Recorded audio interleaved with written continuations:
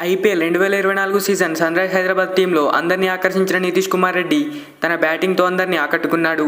Middle ఆర్డర్లో batting వచ్చి భారీ స్కోర్లు చేస్తూ ఎస్ఆర్హెచ్ని ఫైనల్కి చేర్చడంలో కీలక పాత్ర పోషించాడు. మొత్తం ఐపీఎల్ 2024 సీజన్లో 303 పరుగులు చేశాడు. దీంతో టీ20 వరల్డ్ కప్ టీంలో నితీష్ రెడ్డి పేరు కూడా వినిపించింది. అయితే అప్పటికే టీంలో పోటీ ఎక్కువగా ఉండడంతో బీసీసీ అతన్ని కన్సిడర్ చేయలేదు. అయితే వరల్డ్ కప్ తర్వాత ప్రారంభమయ్యే జింబాబ్వే టీ20 సిరీస్కు నితీష్ రెడ్డిని ఎంపిక చేసింది.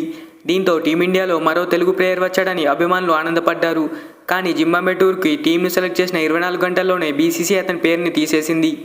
గాయం కారణంగా జింబాబ్వే పర్యటన నుంచి నితీష్ కుమార్ రెడ్డి తప్పిస్తున్నట్లు అతని స్థానంలో స్టార్ ఆల్రౌండర్ శివం దుబేని జట్టులోకి తీసుకుంటున్నామని బీసీసీ ఓ ప్రకటనలో తెలిపింది. దీంతో టీమిండియా తరఫున డెబ్యూ చేసే అవకాశాన్ని కోల్పోయాడు. అయితే కావాలని నితీష్ రెడ్డిని జింబాబ్వే టూర్ నుంచి తప్పించారని నెటిజన్లు, కొందరు అభిమానులు అనుమానం వ్యక్తం చేస్తున్నారు. ప్రస్తుతం అతను ఏ క్రికెట్ టోర్నమెంట్లోనూ ఆడడం లేదని, అలాంటప్పుడు గాయం ఎక్కడి నుంచి అవుతుందని క్రికెట్ ఫ్యాన్స్ ప్రశ్నిస్తున్నారు. ఒకవేళ అతను గాయపడిన జట్టులోకి ఎంపిక చేసేటప్పుడు బీసీసీఐకి తెలీదా? 24 గంటల తర్వాత మళ్ళీ ఎందుకు అతన్ని తొలగించారని బీసీసీఐ తీరును ప్రశ్నిస్తున్నారు. తెలుగు రాష్ట్రాలతో పాటు సౌత్ ప్లేయర్లపై కూడా బీసీసీఐ ఈ విధంగానే చేస్తుందని చాలామంది భారత క్రికెట్ బోర్డుపై మండిపడుతున్నారు.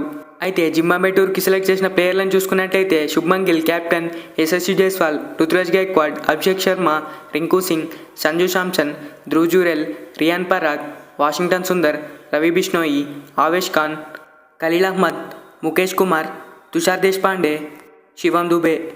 మరి నితీష్ కుమార్ రెడ్డిని మధ్యలోనే తీసేయడంపై మీరేమనుకుంటున్నారో కామెంట్ చేయండి. వీడియో నచ్చితే ఒక లైక్ చేయండి. Thanks for watching. మరిలాంటి వీడియోస్ కోసం మన ఛానల్ని సబ్స్క్రైబ్ చేసుకోండి.